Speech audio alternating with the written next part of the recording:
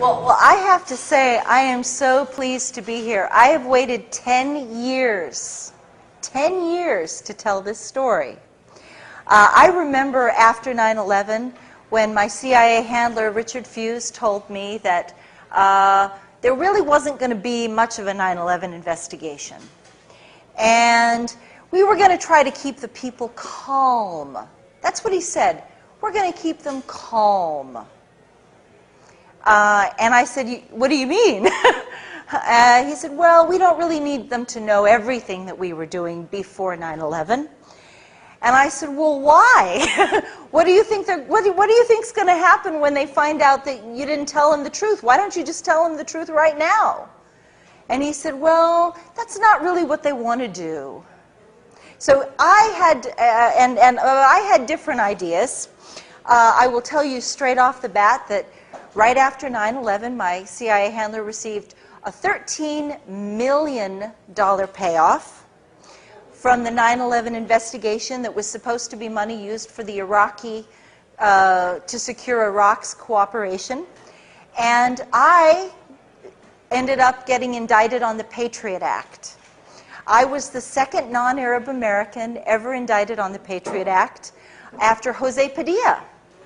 And my crime was in opposing terrorism and going to Congress, and I had spoken to the staff of Senator John McCain and Senator Trent Lott, and I had pounded them. I called their chiefs of staff, their legislative directors, and their foreign policy people, and I said, I'm an asset who covered Iraq and Libya at the United Nations, and I have a story to tell, and you need to hear what I have to say. And within 30 days, I am not making this up, this is actually, thanks to the Patriot Act, all of my phone calls to these offices are taped by the FBI, so I can actually prove that they occurred. And I have the dates, I have the actual phone conversations on tape. And within 30 days of those conversations, I woke up to hear the FBI pounding at my door. And I got up out of bed and I looked out the window, and there are men in flak jackets in my porch. And I opened the door, and they come into my house, and they're like, Ms. Susan, and the FBI agent is shaking. He's shaking. And he said, you are Susan Lindauer, you are hereby notified, you are under arrest on the Patriot Act. And I said, what? You have the right to remain silent, anything you say, et cetera, et cetera. He read me my Miranda rights, and I was just like, what are you talking about? I'm making coffee. You know, I'm not a bank robber, I'm not a drug dealer, I'm not a murderer. I haven't broken any laws that I can think of, and I have no idea what you say that I've done. He said, well, your attorney will explain it to you later on. Okay? Okay. That began a 5-year indictment, 5-year nightmare on the Patriot Act. I was never taken to trial. In 5 years, I was allowed 1 morning of testimony with 2 witnesses. The 2 witnesses were a former chief of staff for a congressional member of Congress, and my old friend Park Godfrey, who verified the 9/11 warnings that I'm going to talk about tonight. And I'm going to tell you, and then I'm going to let you guys ask a lot of questions, and I know you're going to have a lot of questions. I'm going to do my best to answer as honestly as I can. I do not have all the answers, but I will tell you up front that I believe there was both the hijackings, and that does not mean that I'm right and you're wrong. I believe there were both hijackings and a controlled demolition scenario, and I'll explain to you how the whole thing fits together. And you may disagree, and that's okay if you disagree with me. But I can tell you, but when you hear what I have to say, you'll understand why I've reached this conclusion. So I believe both of them happened, okay? And it's also very important for you to know that as the 10-year anniversary of 9/11 comes up, no offense, but you guys have no idea what actually happened. This is like the lies are so much bigger than what you know. And it's so much deeper, and it's so much more tragic once you have the truth. So on that note, let me just take you to, I'm actually going to start, I'm going to move you a little bit ahead to remember when George Bush they were counting the votes in Florida. Okay? I'm going to take you back to November of 2000.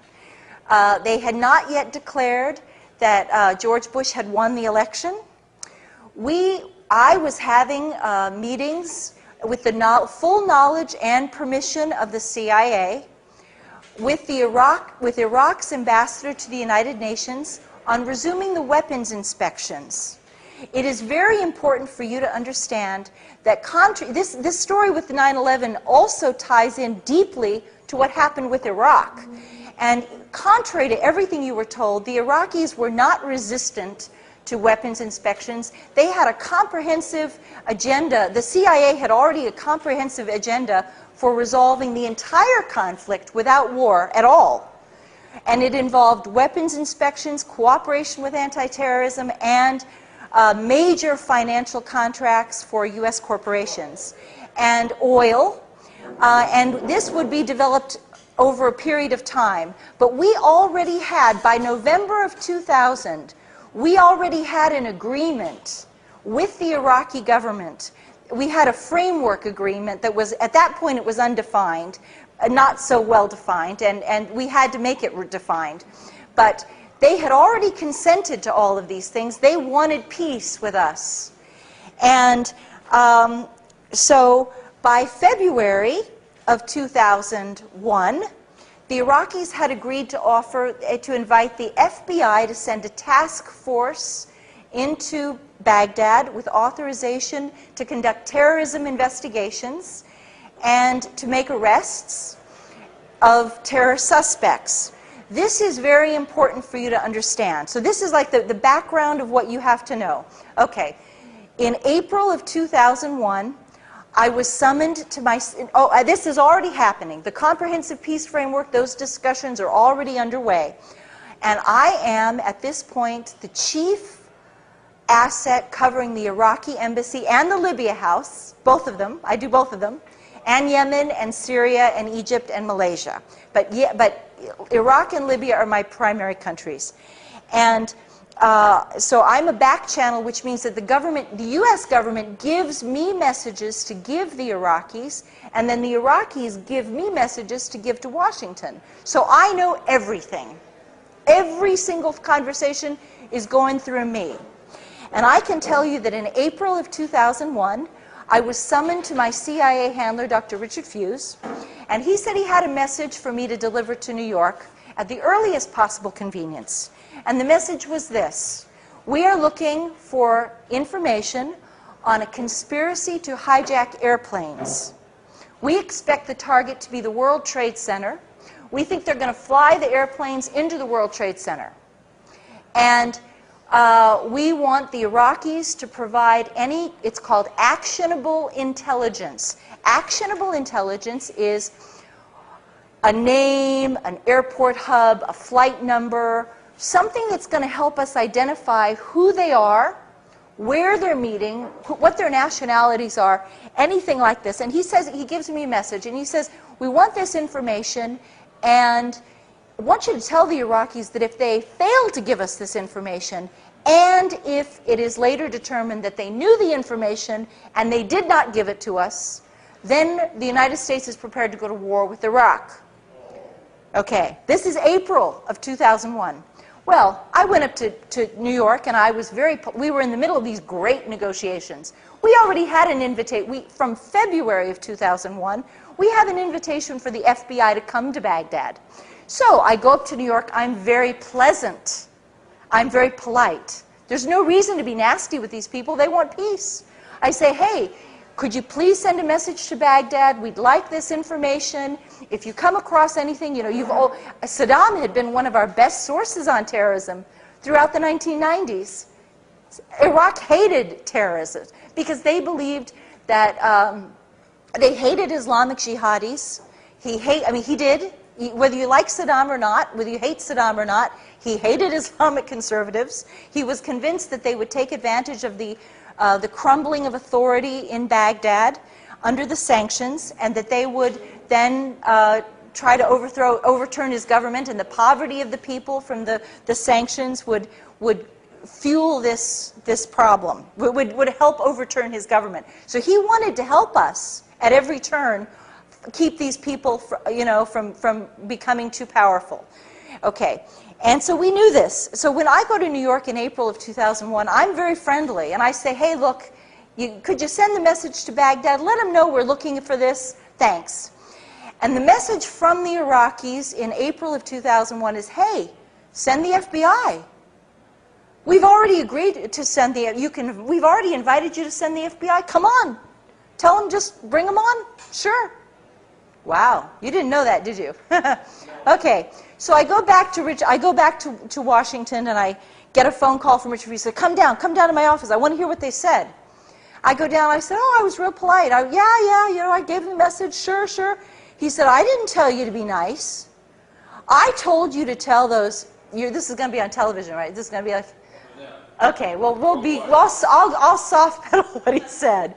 He was like, you go back to, you stupid goddamn blankety. I told you to tell those SOB MFers, God, GD, blah, blah, blah, blah, blah, screaming, circling me around his conference. I'll never forget it, circling his conference desk, ranting and raving, waving his arms around. He didn't do that very often. He does not have that kind of personality. He's a very calm man, and he feels that if you're really angry at somebody, then the more calm you are, the more dangerous you are. That's CIA. He's old school CIA. Okay, so he's screaming now. And I go back, he's like, you go back to New York and you deliver the message exactly the way that I told you to deliver the message. And I said, well, Richard, I don't want them to think I'm threatening them because, I believe in like negotiations and conflict resolution. He said, no, I don't want them to think you are threatening them. And he said, I don't want them to think I am threatening them. I want you to tell them this threat of war originates at the highest level of government, above the CIA director, and above the Secretary of State. That it would be 3 men, President George Bush, Vice President Dick Cheney, and Secretary of Defense Donald Rumsfeld, and no one else. Those are the 3 people who are threatening war. And I want to be really clear about the message that I was ordered to give them. We demand that you turn over any actionable, any fragment of intelligence outlining a conspiracy involving airplane hijackings and a strike on the World Trade Center. If you withhold this information, if we discover that you have withheld this information and the attack occurs, then we will bomb you back to the Stone Age. You will be bombed harder than you've ever been bombed before. You will be destroyed.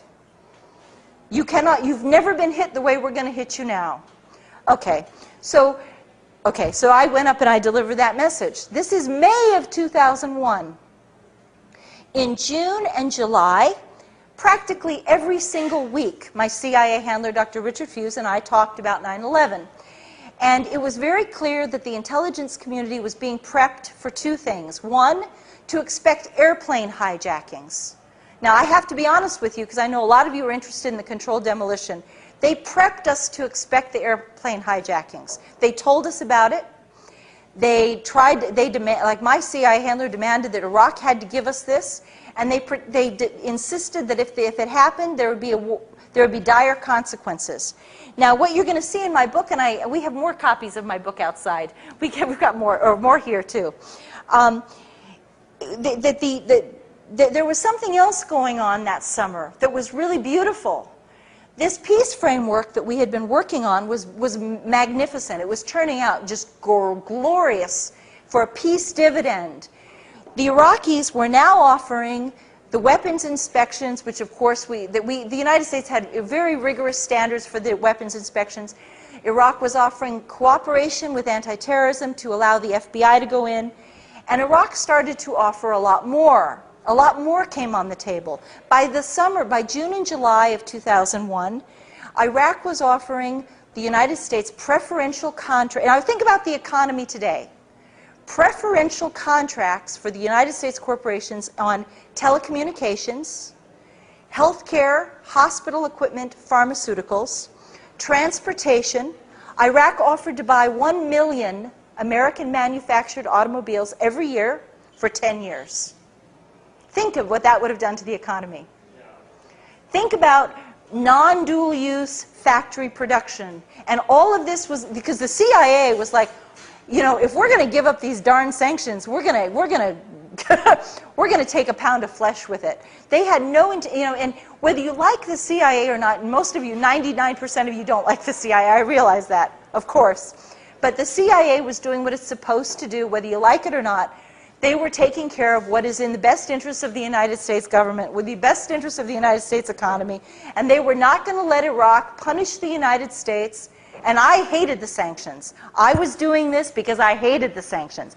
I was doing it because I thought, because they had destroyed education, they wiped out literacy in a single generation, they destroyed the hospitals and the healthcare system. Iraq performed the second heart transplant in the world, and we wiped them out. Okay? 11,000 people died every month. By the end of 1996, 500,000 children had died of sanctions, and they only counted 5-year-olds and younger. They didn't even count the 6-year-olds, because the United Nations was holding back the numbers.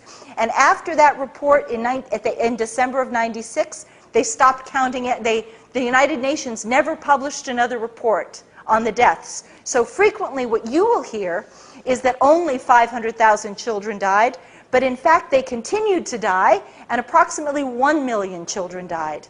They were babies. They weren't even alive when the first Gulf War happened. This was an offense against, you know, this is genocide. This is a mass genocide. So that's my motivation. But the CIA did not have my motivation. They were out to make sure that the United States was not going to be punished for what they had done. And I was like, and believe me, by this point, we just wanted to get rid of the sanctions. The Iraqis were like, if they'll get rid of the sanctions, you bet. We'll give them anything they want. So before 9/11, you could have had every single thing you possibly could dream of. And if the CIA could have thought of more to ask for, we would have. We would have asked for, it was shameless. Okay, so you have peace that's breaking out in the Middle East. You have the 9/11 warnings. And then in August of 2001, we went into high activity mode. I can tell you the exact day, on August 2nd, and after I tell you this, I'll open it up to questions.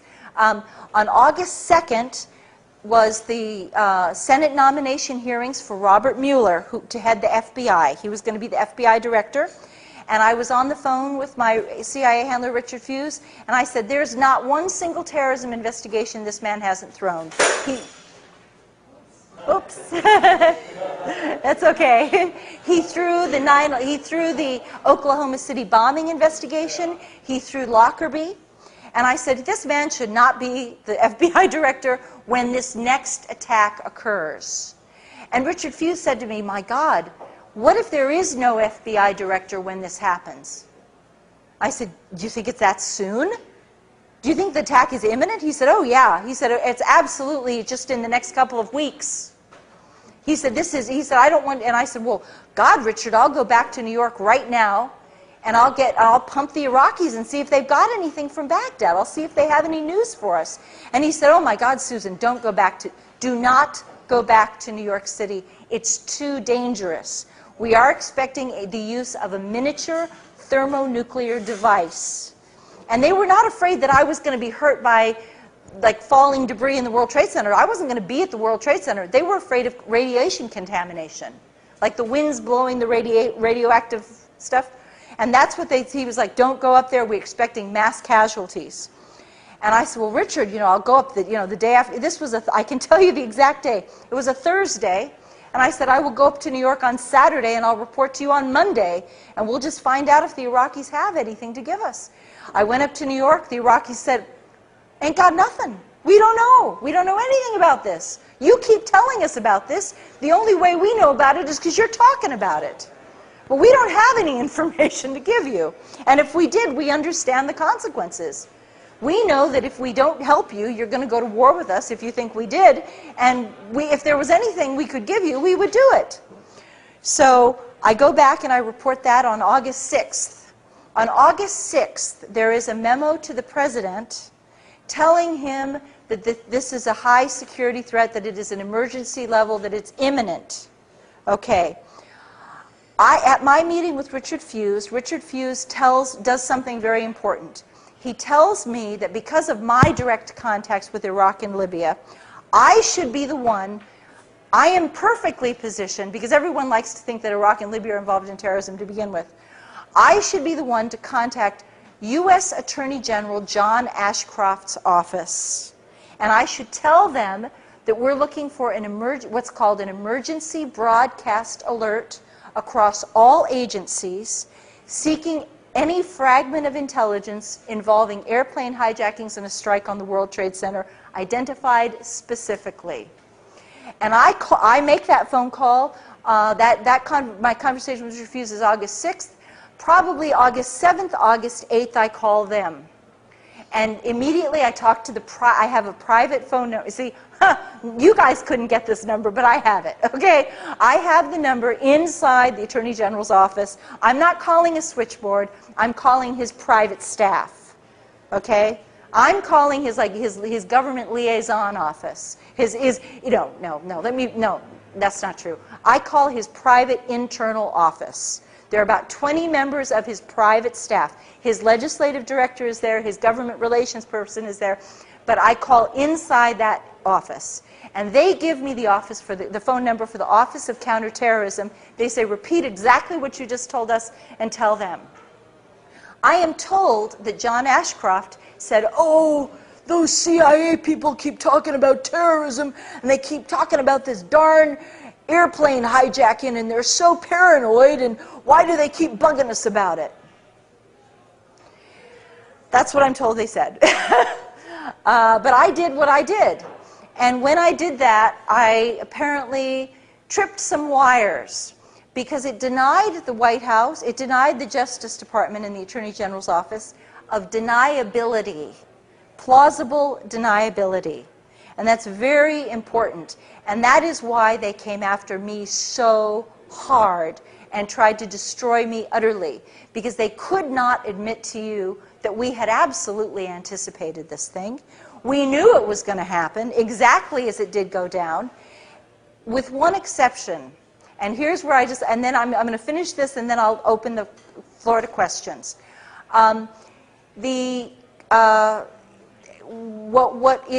I have learned since then, now all the things that I've told you were things I did directly. So I'm telling you, I'm not relating what somebody else did or a conversation that somebody else had that has been reported to me. This is direct primary knowledge from my own experience. But what I'm going to tell you now is from somebody else, okay? And so I distinguish these two things. I have been told that by somebody who saw the videos that at the World Trade Center on from approximately August 23rd, and it could have been August 22nd, it could have been August 24th. Okay, approximately August 23rd until approximately September 3rd. And again, it could be September 2nd. The spooks can be weird about this stuff. Okay, they could say, well, it wasn't September 4th. So no. No, it could have been September 3rd, okay? It could have been September 2nd. Within a couple of days of this, my friend says that at approximately 3 o'clock in the morning, strange vans, and there were just maybe 3 of them, he said, that not just a couple. The way he put it was a couple of vans. So we're thinking 3, possibly 4, but most likely 3. A couple of vans arrived at 3 o'clock in the morning after the janitorial trucks had left the building. And it's very important because they were able to identify the vans according to make, model, color, and there were no markings on the vans. But the janitorial vans did have markings. And so they were able to distinguish that these are not the same vans. And they know how the janitorial trucks left the building, and they actually tracked the paths that the janitorial trucks took to drive home. Like the janitorial workers were driving down certain roads to get over to their houses, and the CIA, the FBI, the NSA folks tracked those people home. And he was quite convinced that these are not the same trucks. And between the hours of 3 o'clock and 5 o'clock, these trucks had never been in this building before. It was an anomaly, definitely. It wasn't like it was going on for months and months and it just continued. They showed up for 10 days, 10 or 11 days approximately, then they were never seen again. And that's when they believe they wired the building. And they do believe, and my friend told me absolutely it was a thermate bomb. A thermite bomb with, it was a thermite bomb with potential sulfur in it. The sulfur makes it, the important thing about a thermite bomb is it is an extraordinary heat-reducing bomb. Okay, it takes steel and it creates molten steel. So it takes beams of steel and it turns it into molten steel, and it just everything underneath just sinks into the ground like what you saw. And it is a special U.S. military-grade weapon. Okay, it is a military-grade weapon. It's not something you could make ever in your kitchen or your garage or your living room. It is impossible for you to do this. This is a U.S. military weapon, and so I do believe that helps to explain some of the missing pieces, and I believe this is what happened. They'd known about the terrorist attack for months. There is a long-term advanced knowledge. Assets are being watched. The so-called terrorists, whether you want to think of them as whether they're real, Mohammed Atta was an asset trained by the United States government, supervised by the United States government. And I can assure you that assets, and I'm speaking directly from my own personal experience, assets are heavily controlled individuals. I was never dealing with Iraq and Libya without somebody paying extremely close attention to me at every stage, and my phones were tapped. I mean, at some point they had wired my house. When they had the handover of the 2 Libyan men, I went down to my basement the same day that they handed over the men, and my ceiling of my basement had been torn out, and there were cable wires dangling from the ceiling, about a dozen cable wires. And I had a contractor come over to my house, and he said, "Wow, somebody really put a kick-ass stereo system in your house. That's amazing." He said, you have these wires going to every single room of your house, even in your bathroom. And I was like, ew. But yeah, but he was like, he said, it's everywhere. He said, you must have like a stereo system that just, rocks in this house. So anyway, but the point is that assets, there's no way that these assets could have functioned without everyone knowing every single detail of what they were doing. There's no way they could have hidden. They could not have disguised their actions from their handlers. Even if they tried to disguise it, it wouldn't work. Believe me, it wouldn't work. No, it's impossible. Impossible. And so it's more likely that they were using Mohammed Atta to guide the conspiracy, to track the conspiracy, and then they discovered that they were bozo pilots, they were clowns, they weren't any good at this flying stuff, and now they had an agenda. And the agenda was that when this attack happened, they were going to go to war with Iraq. But oh gosh, we've got a problem now. Because the problem is they're not going to be able to do the job. Uh-oh. Oh, what a bummer. We're not going to be able, see, here's the thing about and I'm speaking now, again from experience. The 1993 World Trade Center attack killed 5 people.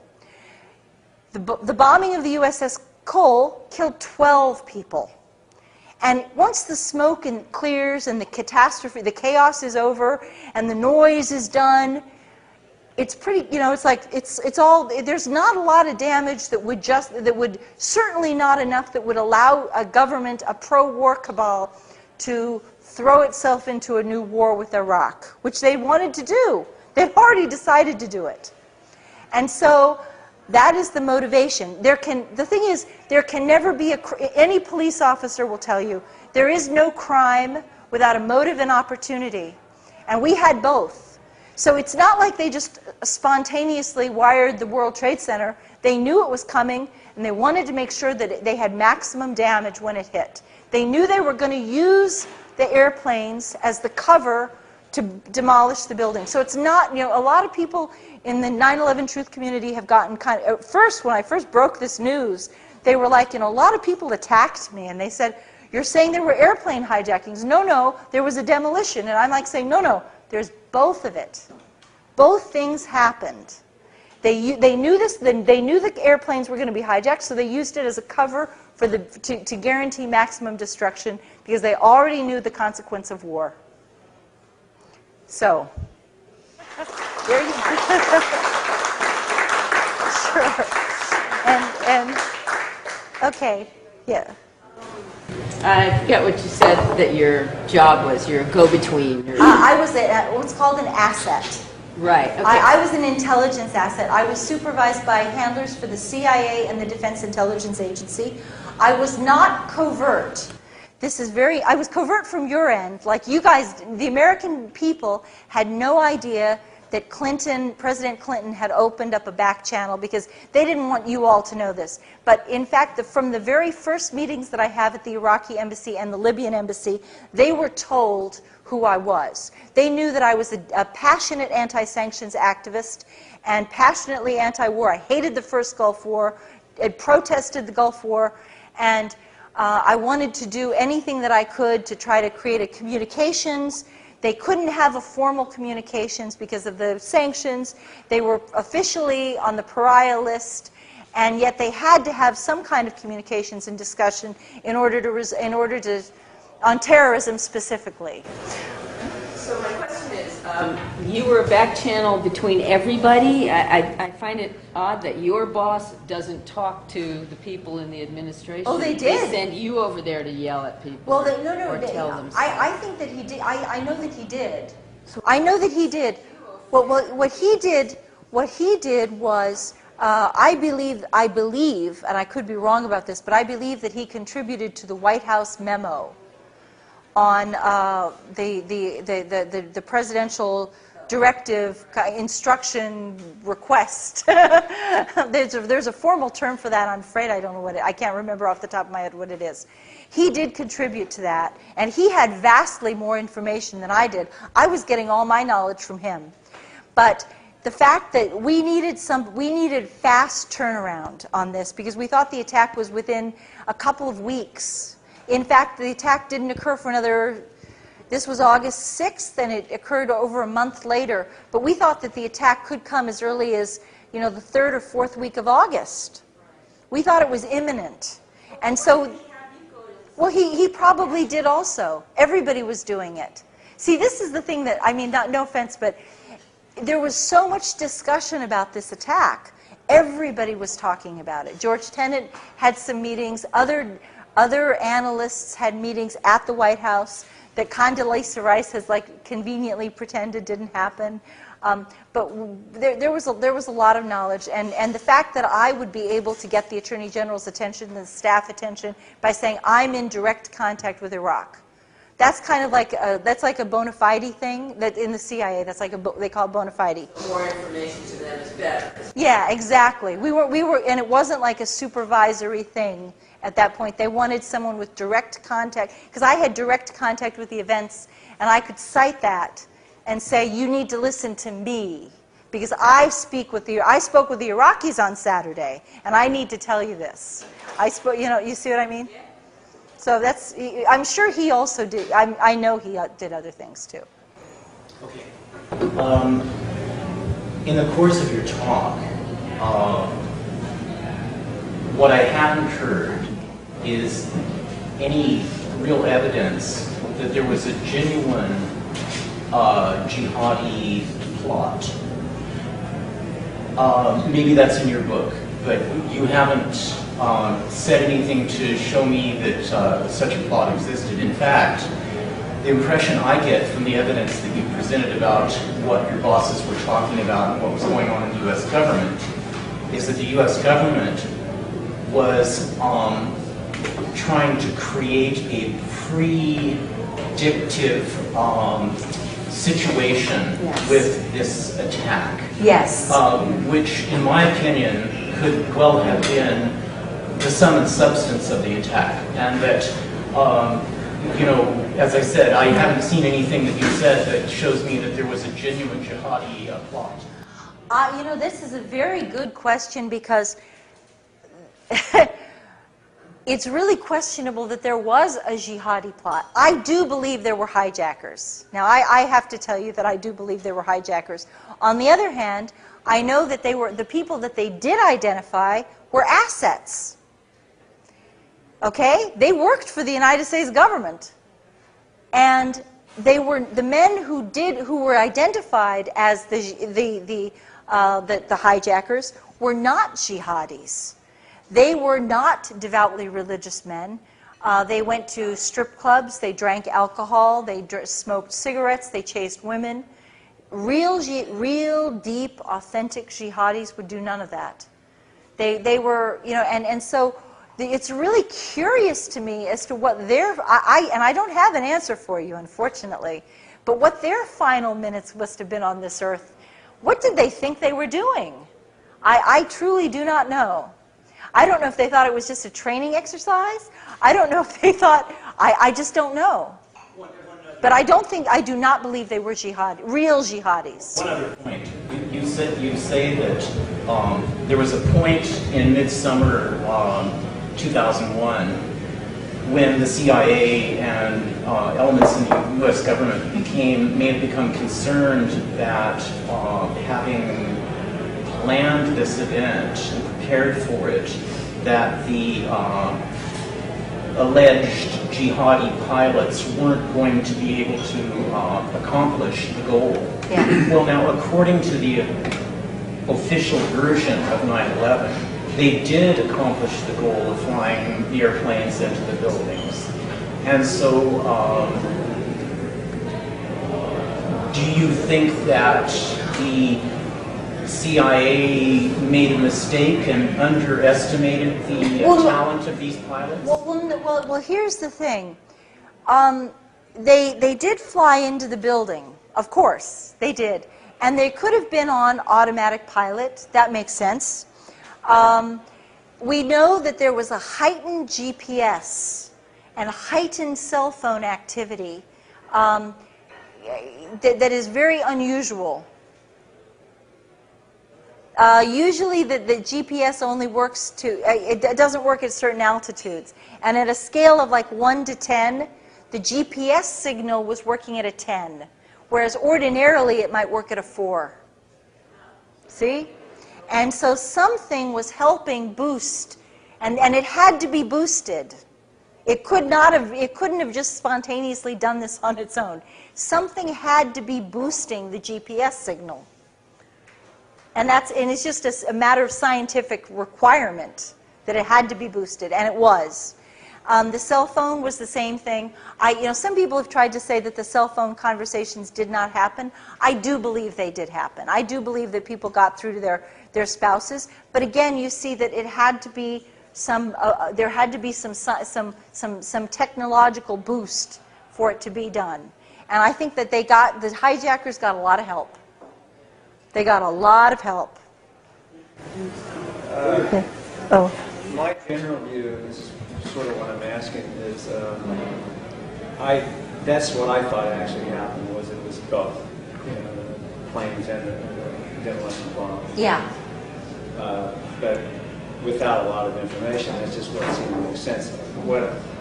If you consider problems I'm having, if you consider books like Russ Baker's Family Secrets, Yeah. Yes. Andy Jacobson's Area 51 that just Yes. came out recently, Mm-hmm. and the last one I just read was Naomi Wolf's The End of America. Yes. And Good. Yeah. well, I mean, it's just so relevant. So, how can you expect us, knowing the corruption of moral character, is what I believe it is. I think fundamentally where we're at is a spiritual crisis, in essence, the big picture. Yeah. And so I'm sort of interested in you in part of that, because I'm sure there are people that are dedicated in the CIA that are very trustworthy. Well, I'm trustworthy yeah. in the sense that their motivations are clear. But I think overall, considering all the torture and the long history that it's had, and you can't believe anything. Basically, you can't. You just don't know. There's so much spin with it. Yeah. And I'm not saying there's not dedicated individuals. I think there are. Sure. I don't think everybody's Sure. black and white. Sure. So, what I'd like to get from you in part is first of all, your picture of the big overall. What's what's the primary motives of the war, but who, I mean, what is the big picture? Who are the big honchos at the top that are directing? Well, I'd like to answer this on a couple of levels. First of all, the CIA has a long track record of doing false flag operations on itself. And one of the reasons that I may be more trustworthy is that I was an asset, not a CIA director. My CIA handler received $13 million tax-free. Didn't even have to pay $1 in taxes. Is that not the sweetest thing you've ever heard in your life? From the 9/11 investigation of emergency appropriations that were intended for the Iraq to secure Iraq's cooperation. And he took the money, and you've never heard him speak. And when I was under indictment, my own CIA handler refused to speak to my attorneys for 5 years. If he had spoken to my attorneys at any time at all, we could have ended my indictment entirely. But the other thing is that the reason you should trust me is because I paid for this. I was locked up in prison on a military base for a year, and I was held under indictment for 5 years. And the government was so, if you do a little research on my story, you'll find the government was so threatened by what I was going to say that they actually argued this is like a record. There's a history of this. You can confirm this. They wanted to forcibly drug me with Haldol, Ativan, and Prozac, which would have chemically lobotomized me, because they said that I was. They admitted that I was not hallucinating. I do not suffer depression. For those of you who do suffer depression, sorry, but I don't. I don't have mood disturbances. They said I had good eye contact. I was cooperative, smiling.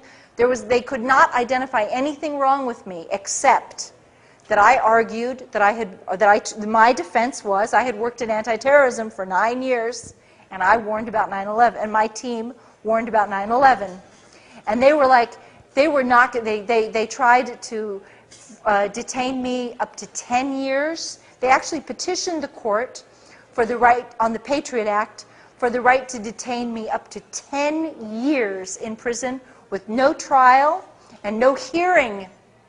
Imagine that. The government is arguing that we don't have to give this woman a hearing. We can just lock her up indefinitely.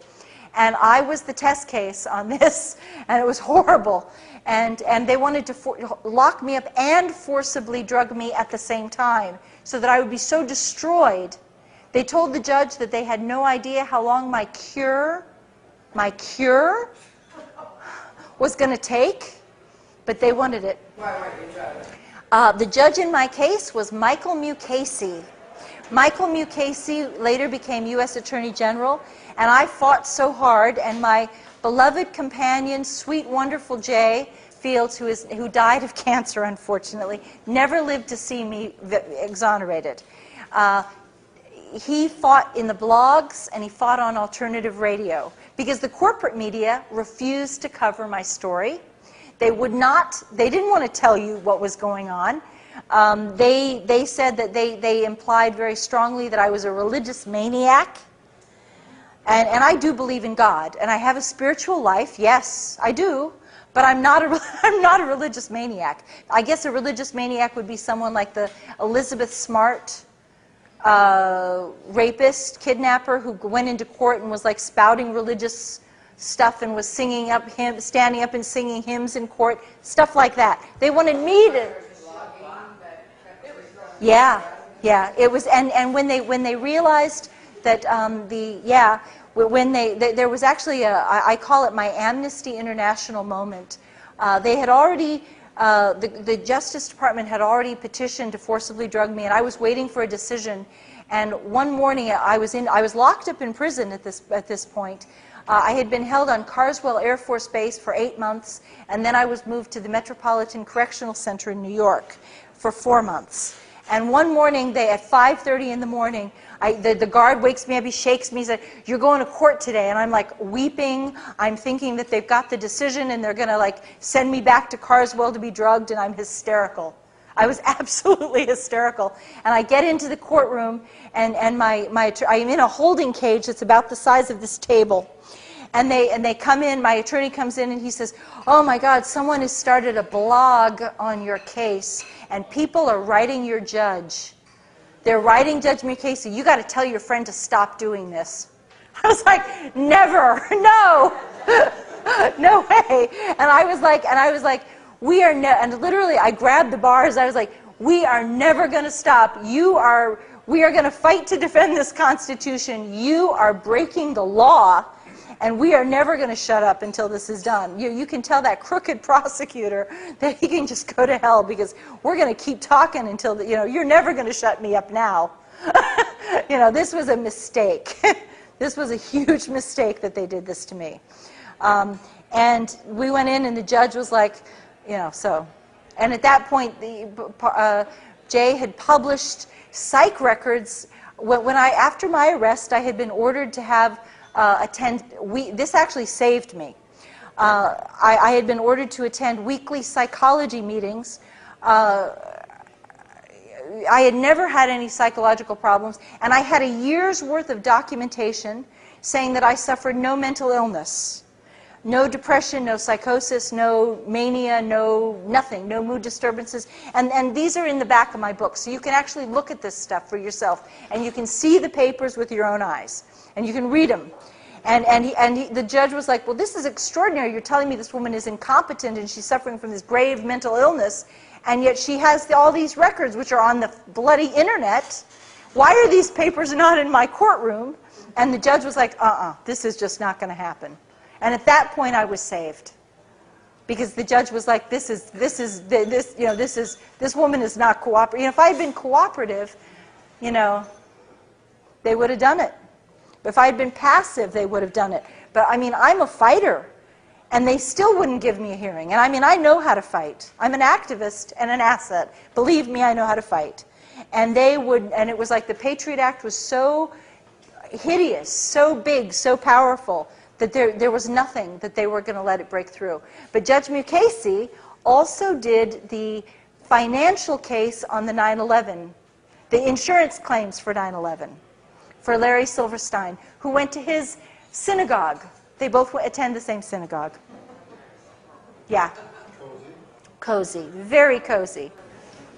Did Muhammad Atta willingly sacrifice himself, or did he know what was going to happen to him? I do not know. I do not know. See, I wonder about all these things, because I wonder if they thought that it was like a practice, or if they thought, this was just like, I do not know the answer to that. It's like, it's fascinating to think what they must have thought. Many of there were foreign newspapers that reported that many of the hijackers are still alive.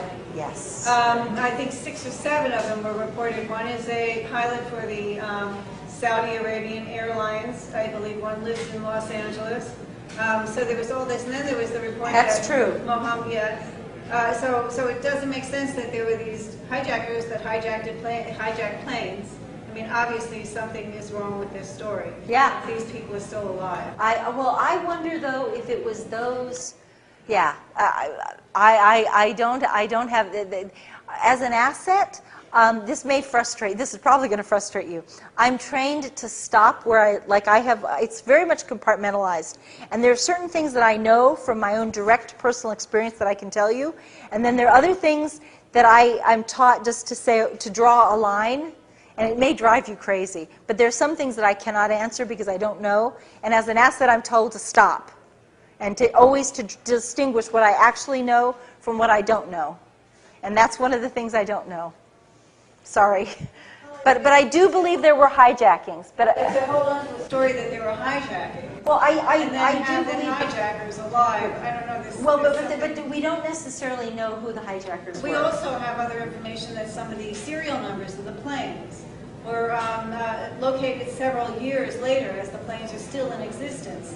So there's a lot of very strange. Very strange. There's a lot of strange. And then that plane that went down in Pennsylvania with no plane parts. That was shot down. No plane parts anywhere. There was a plane that was shot down, and I know that there was a pilot who shot down one of the airplanes, and he is locked up in prison in Florida right now.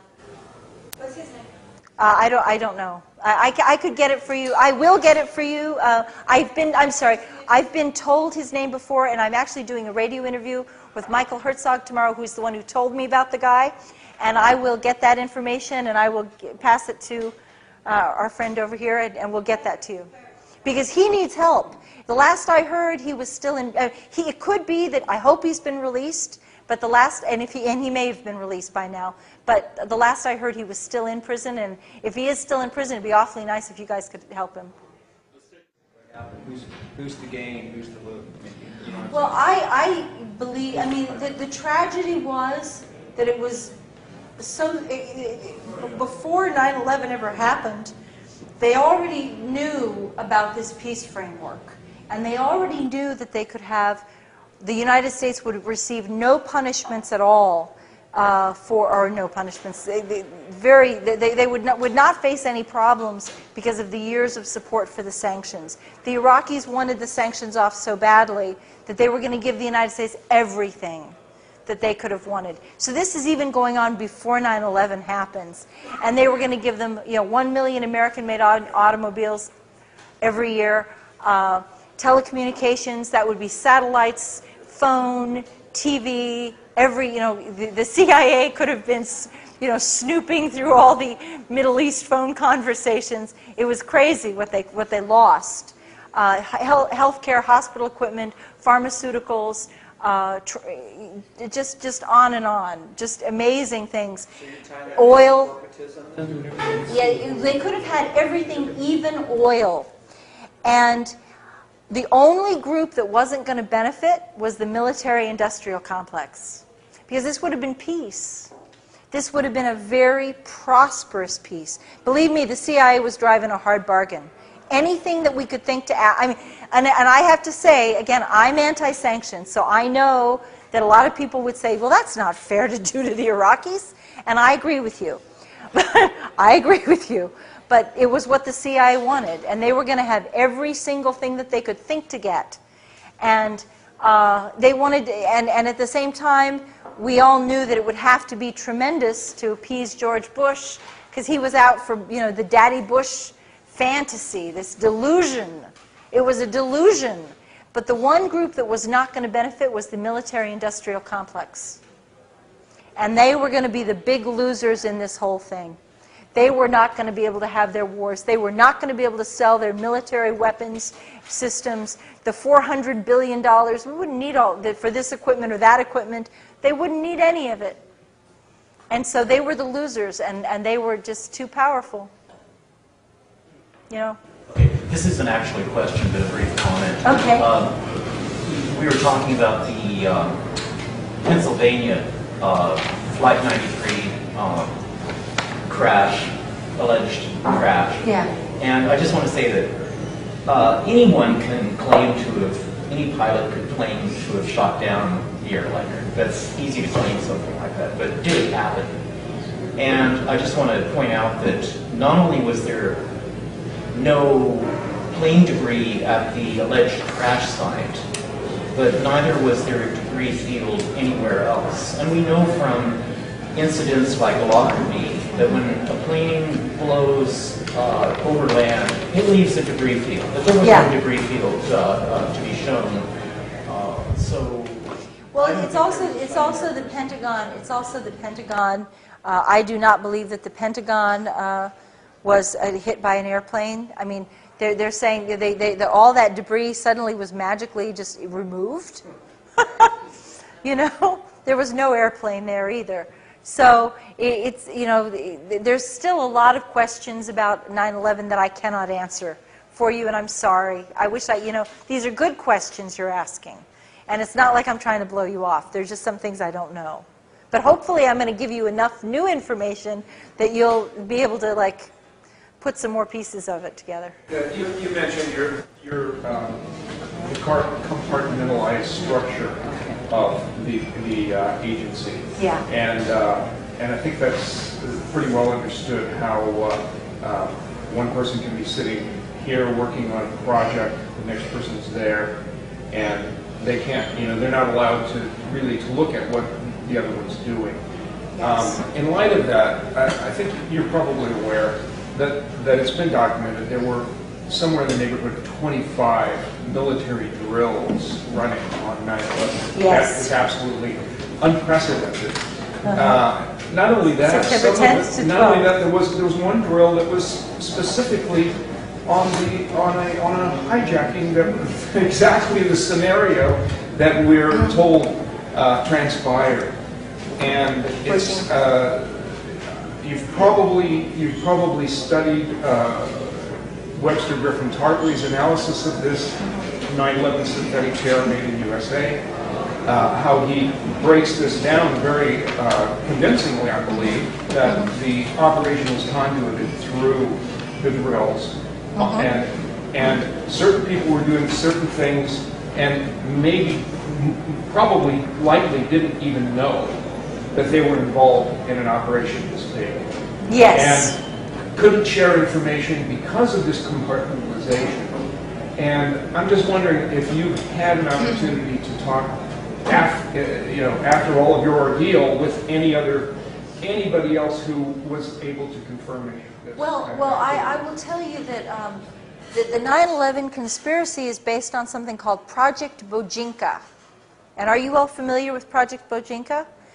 Okay, Bojinka was designed by Ramzi Youssef, who was the mastermind of the 1993 World Trade Center attack.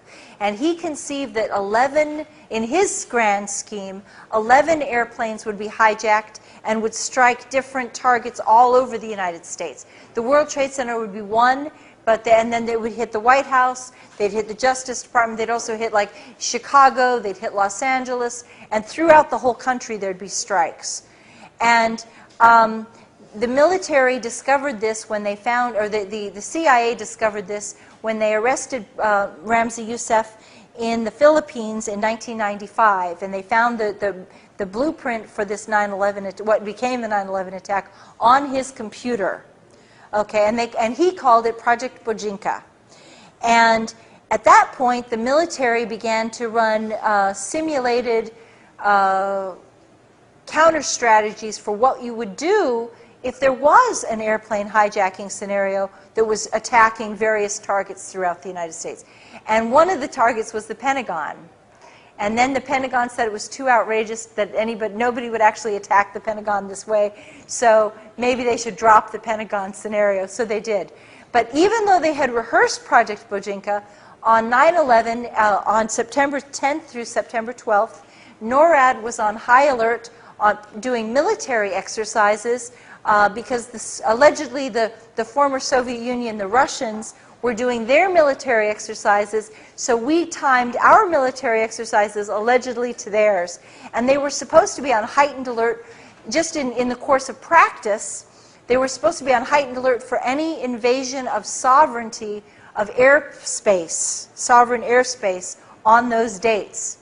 And yet, even though the military was on high alert, they took no action when the airplanes were hijacked, and they didn't scramble. They didn't do any. They broke all of their own protocols. But weren't they mostly sent up in directions away from the? There you go. Yeah. Yes. And they sent one jet.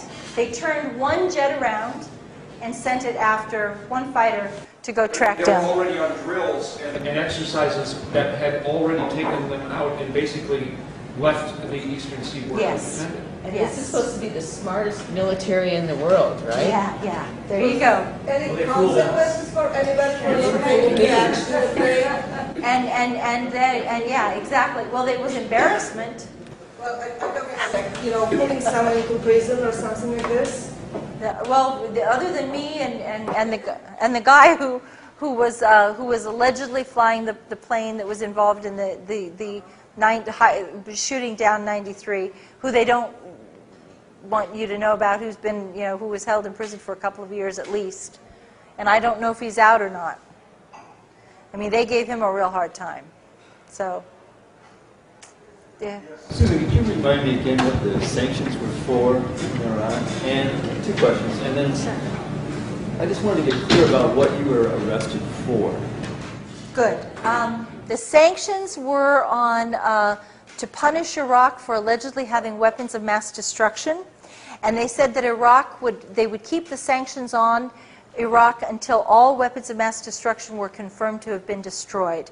Now, it appears that they were actually destroyed by the end of '96 or '97, but the United States was, had an ulterior agenda, which was they were not going to let go of the sanctions until Saddam was out of power. But what had happened was, by the year 2000, while Bill Clinton was still in office, the international loathing for sanctions had become intense. 2 million people had died from sanctions. Between 1.7 million and 2.2 million had died. And the international community was violating the sanctions.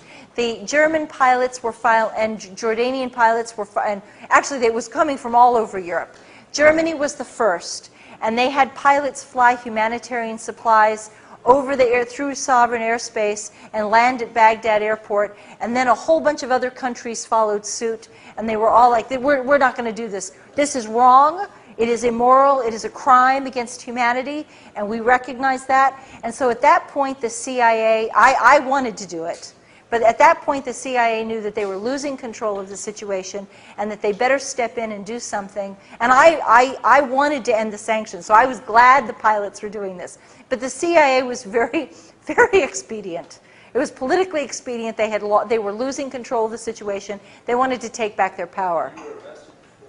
I was arrested for, I was accused of several things. One, I was accused of acting as an unregistered Iraqi agent because I had delivered a letter to my cousin, who was the chief of staff to George Bush, telling him that the war in Iraq would be catastrophic, and begging him and outlining several of the consequences, like democracy would throw power to Islamic fundamentalists, and there would be a rise of terrorist attacks, and the Iraqi people hated the sanctions, and they would hate America for having done all this, and if they could get their hands on America, it would just be a very ugly, brutal occupation, and they'd fight us. What's your letter?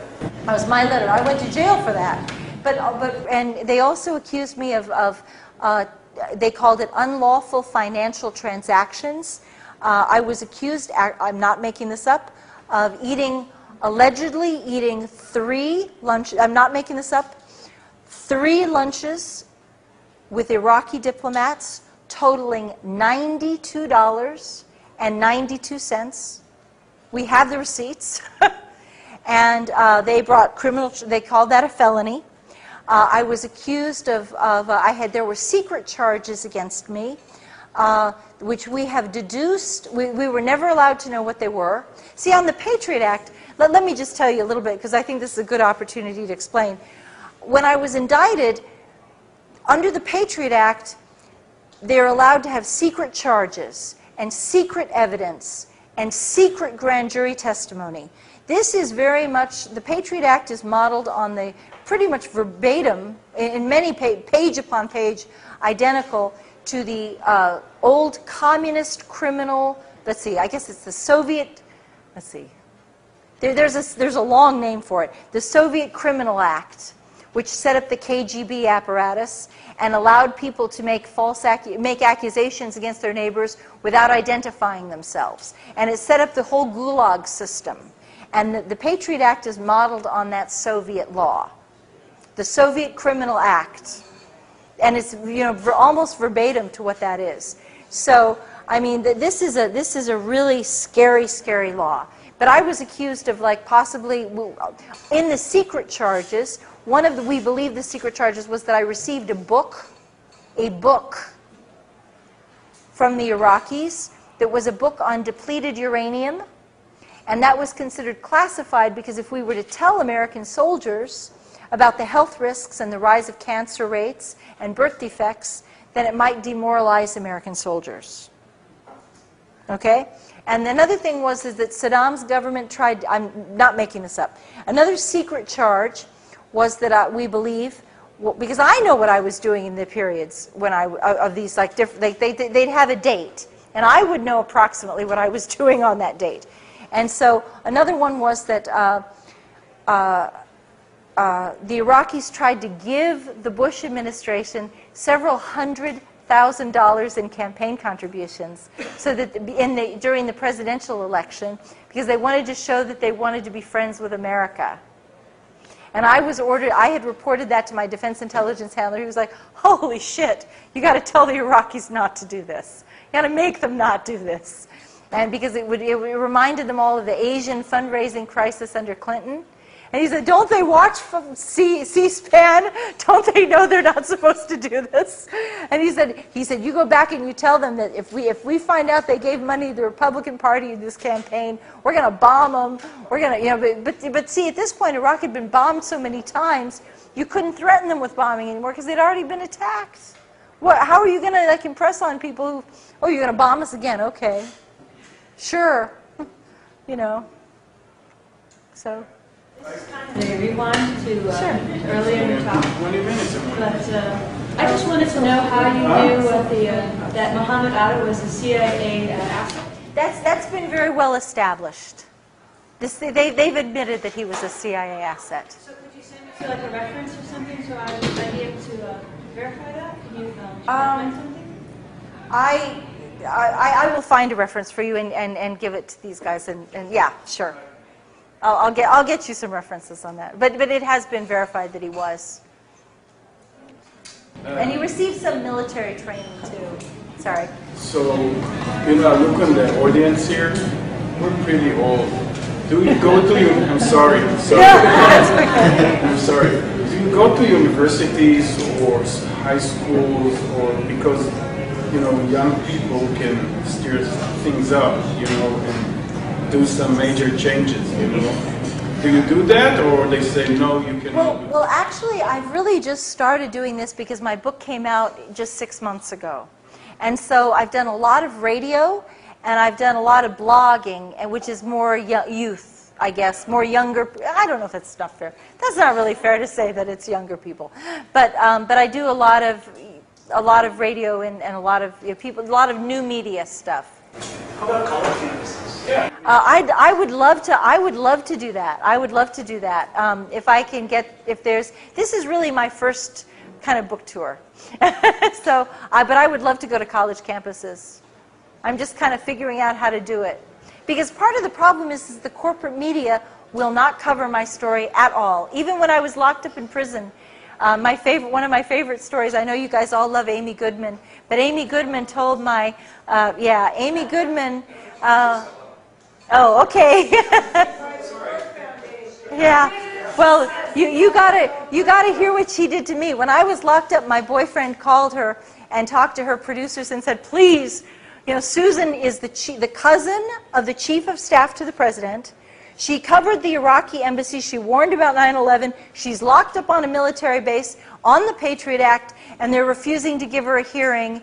And she was the chief asset covering Iraqi pre-war intelligence. The government is saying that she's incompetent, and they're saying that that assets were incompetent, and yet she's accused, and he gave her the letter, the Andy Card letter, and said, you know, she wrote this letter, and she turned out it was right on all fronts, and couldn't you please interview her? Couldn't you do a story? Please help us. And you know what she did? She said, well, you know, maybe her attorney thinks this is a good strategy. We wouldn't want to upset things for settling the case. She's been told to stay away from the story. Yeah, but you know, she did. She took it, she did it herself, and she's to blame for it. And I will tell you, I will never forgive Amy Goodman for that. And my boyfriend was like in tears. He was weeping. I mean, he was a retired Navy guy. And you guys, you know, Navy guys don't, I mean, you know men, you know, he's like, some men don't cry. He cried. He broke down in tears. And you know, men is hard for some men, not all men, some men cry. I know that, but he did. He was really upset, and he was just like, she won't do this, and he was just like heartbroken. And he was heartbroken for me, and he was just like, and I was locked up in prison at the time, and I'm on the prison phone, what the fuck do you mean Amy Goodman won't do this? How could she not think this is the right story? What did you say to her to make her not do this story? And he was like, I don't know, I told her. I said, did you say this and this and this? And he said, yeah. So. Yeah, I heard you on the Jeff Brent's program last week. Oh, on Libya. On Libya. And so that's very similar, isn't it, to what's happening in Iraq? There is no reason for the United States to be invading Libya at all. There is no justification for this. It's ironic because we're fighting Al-Qaeda in Afghanistan and Iraq, and Libya is actually, the Libyan rebels are radical Islamists who are trying to institute Sharia. And whether you like Sharia or whether you like the Islam, whether you like Gaddafi or not, see, this is where it gets you, you're an asset. Whether you like Gaddafi, you may hate him, you may think he's bad, but the facts are that the rebels are Islamic radicals. They do want to institute Sharia, and at least be honest and say it. Because that's what you're going to get. And don't pretend you're somewhere else. Don't pretend these are people who are doing something different than what you say. That is what their goal is. And they don't want democracy. They're going to.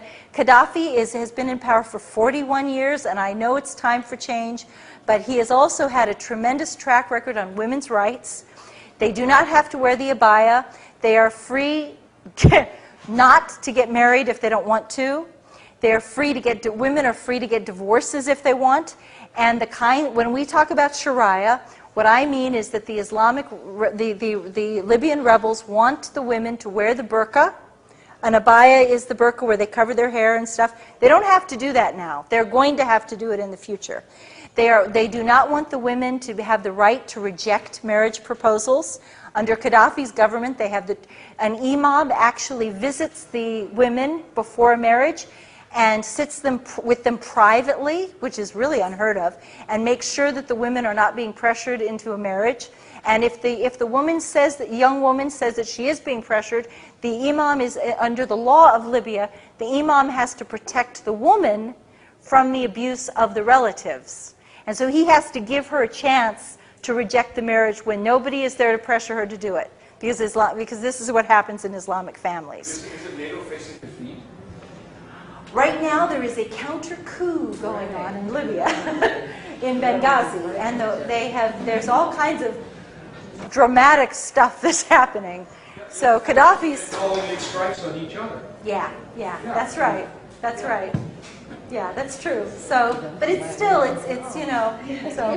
Hasn't Gaddafi been a pretty good ally for the West in recent years? Absolutely. So why is NATO supporting the rebels if they're in favor of Sharia? I don't understand why NATO is supporting. It is very interesting. Gaddafi has Libyan oil costs $1 per barrel to produce, and the United States had preferential contracts already. The United States and France and Britain all had, they could take as much oil as they wanted, and most of the oil does not come to the United States. It does, however, go to Italy and France and Britain. So it's a major source of European oil, and yet what Gaddafi was doing was, Gaddafi also has gold.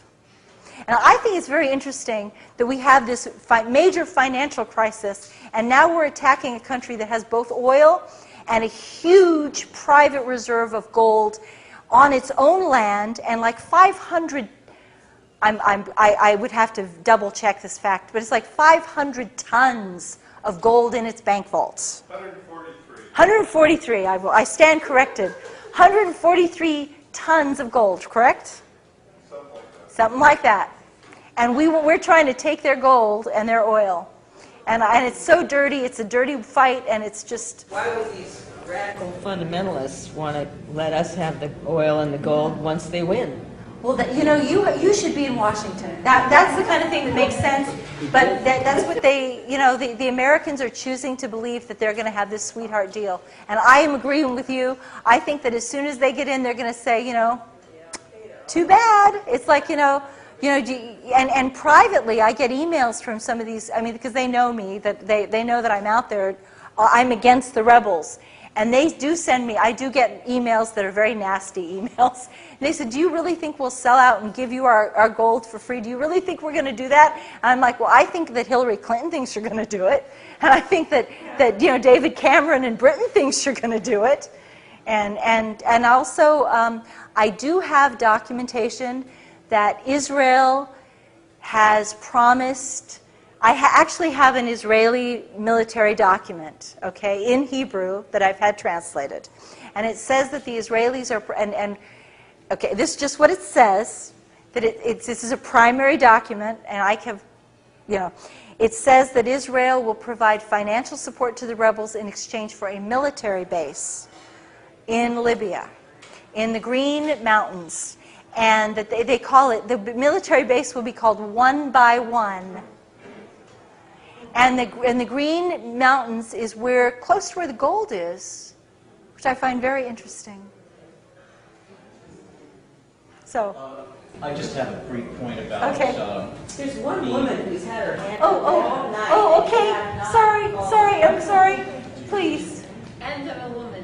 Okay, that's good. Susan, I'm sorry, whoa.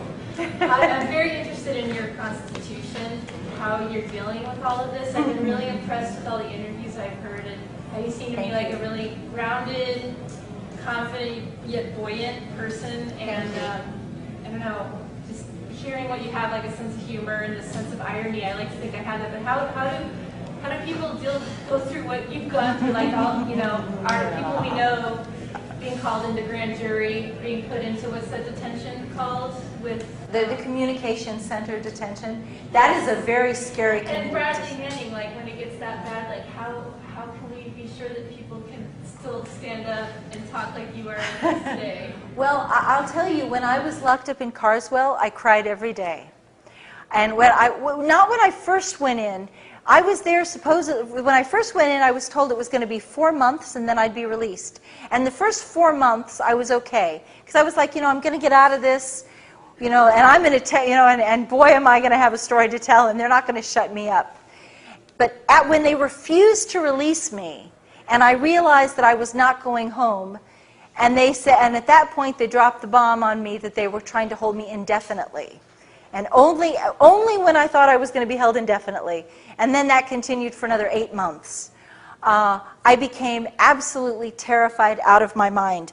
And I began to have very serious post-traumatic stress. Well, you were saying you hadn't gone through depression before, and I was just wondering how. I went through deep anxiety, and I was just, it was like my blood pressure was, the stress level was like, it was like a war. A constant war. I was so frightened. I actually colored my hair. Okay? My hair actually went white. And it did. It went white. So you had contact with people you needed to have contact with? No. And I'll tell you something. I was locked in prison, and they would not let at that point I had a public attorney who made no effort to get me out.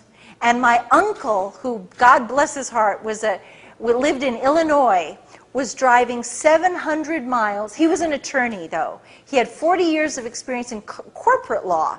So he was not a criminal attorney, but he was an outstanding attorney. He read the law. He read up on my type of law. He studied what I needed to do and to move out of the situation.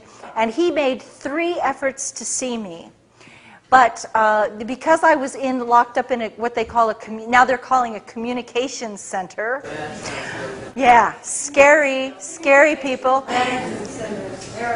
Yeah, and all the political prisoners, all the women political prisoners are being held in Carswell. So if any of you guys are ever arrested on the Patriot Act, you'll be seeing the inside of Carswell too. But they don't have to let the attorneys onto the base. And so even though he was both family and an attorney, and he was coming on visiting hours, he was showing up when when other family members were allowed on the base. Like if you were in prison, you would be able to have your family members show up. He wasn't asking for any special privileges. We filled all the forms. It was all reported correctly.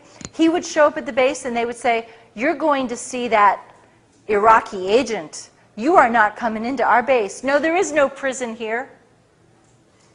And then they said there was no visiting hours on the weekends. And other people were going right around him and said, "You can go in, you can go in, you are not going in." And he drove 700 miles in each direction. And believe it or not, there's an affidavit from him in the back of my book. And so it's all, what I'm telling you is confirmed. It's like, it sounds extraordinary, but it is confirmed. But how did I keep my spirits up? I was terrorized. I was absolutely frightened out of my wits. And it was such a, I'm just jubilant that it's over. That it's just, it's just, I had a wonderful, I did have a wonderful, loving companion who died. He died 2 days after the court granted my request for a hearing. For 4 years we lived together, and he fought for me to have that hearing. And then as soon as he had cancer at the end, and as soon as he found out that we had the hearing, he died. 2 days, he didn't even live 48 hours after that. And so then I had to have the hearing without him. And that was like very traumatic, but he always had this attitude that was really cool, which was, he hated self-pity, and he wasn't going to tolerate it. And he was like, you chose your values, and you have to, and he had this attitude. He was like, you chose your values, and when you believe in something, you have to be willing to pay the price for your values. And you have to take your consequences. And he said, you should be, if you really believe in what you did, then you should be proud of yourself. And don't let these people take this away from you. So that was his attitude. so. Just one last question. Sure. I'm just not familiar with the word asset. And Robin asked that question too. Can you just help me clarify what that really is? Is that like a secretary? Oh, no. An asset is like an operative. It's like a field operative, except an asset is the one. An asset is a human asset is the eyes and ears that goes into the situation, into the room, and has direct contact with events. So assets are very. That's why assets are trained to be very. We are trained to be very observant of the full situation and to be very descriptive of what we're doing, and we're trained not to change what we've seen for any reason. And that was a real threat to the Bush administration, because it's just like you don't ever change your story, because the detail that you think is small, that you think you might compromise, could turn out to be very important, because you are compartmentalized. And you're like seeing a picture of this. And they need to know what this is. They need to see what you see right here.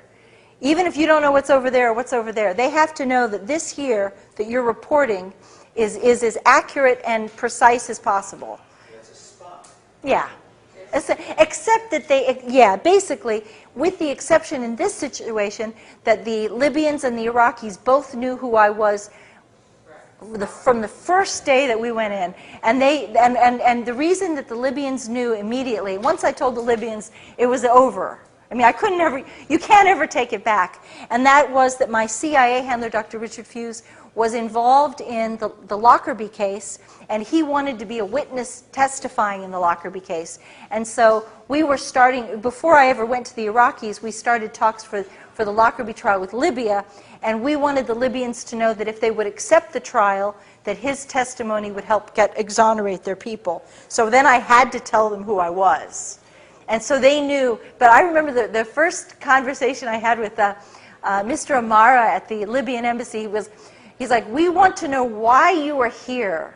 This is a very important question. It requires a very important answer.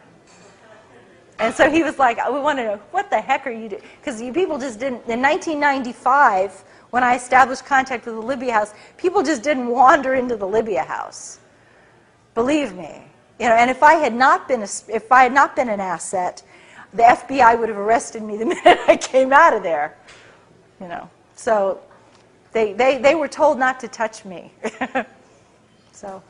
After you were locked up for a year, and then it was 5 years total that you weren't allowed to say anything? Well, 5 years I was under indictment. Okay. So when you're under indictment, anything you say can and will be used against you in a court of law.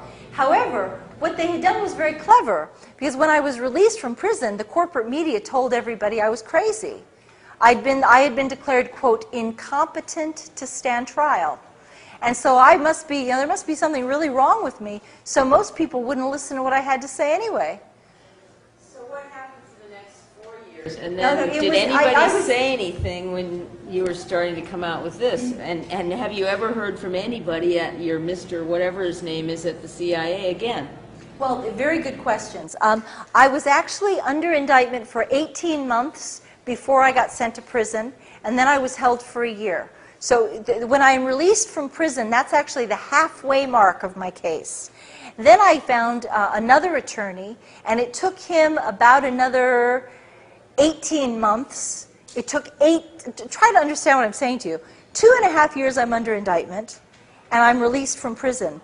For another 18 months, the court refuses to grant me a hearing after I've been released from prison. Because I get another attorney, he says, I can take her case, I can work with this woman. As far as I'm concerned, she is competent to help me assist in this defense. She is capable of assisting in her own defense if I'm taking it. He went into court, he stood in front of the judge, he assured the judge that he could work with me, this was not going to be a problem. Because the reason anyone's declared incompetent is if they're not capable of helping their attorney in the case. U.S. Federal Court, Southern District of New York. The first judge was Judge Michael Mukasey. He then retired, and a new judge took over, Loretta Preska. Her husband worked for Daddy Bush. There's a surprise. So after that, what happened until now? Oh, and then so we did have the hearing in June of 2008, right before the presidential election in November. And we had begun doing radio, people like Michael Herzog at Oracle Broadcasting, Republic Broadcasting. The internet radio was giving me a lot of attention. And they were and they were helping to defend me. And when we had my witness testified in court about the 9/11 warnings, then it exploded out more. But again, most people, but on the internet, people who pay attention to the internet do know this story. And then they began to talk about it a lot more. But then my case continued another year. And my CIA handler, I'm told, has said that he's very sorry for he thinks it's really a shame what they did to me. He feels sorry for me. He does not feel sorry for what he did, but he says that I'm very sorry that they screwed Susan. But he didn't give me any money for my legal defense. Did you hear anything from anybody about the book? Oh, when I do radio interviews, there are funny things that happen, like my phone will cut out, and it'll just go dead. Like I make sure that I have my batteries charged and all this stuff, and the phone will just drop out. And just the battery will just disappear. Or if they can't kill the phone call, sometimes there will be a loud beeping noise. Beep, beep, beep. And all the way through an hour interview without stop. It'll just continue all the way through. Directly came up and threatened your publisher? Or... Oh, well, I have had to self-publish it. Okay. Because the corporate press was they're like, no one wants to hear about 9/11. No one wants to hear this. And then we were afraid. We did have some smaller publishers who were willing to take it, but we were very much afraid at that point that a smaller publisher would be threatened and then they would close the book and they'd stop it. And so I decided that the safest way to go forward would be to self-publish it, and with my hopefully, by the time you realize I've got 700 footnotes, I've got the documents in here, I've got, the affidavits in there, and now I'm safe because no one has sued me, no one's threatened to sue me, and so hopefully in the future, if I write a second book, then hopefully they'll pick up this one and both of them will be distributed. So, thank you.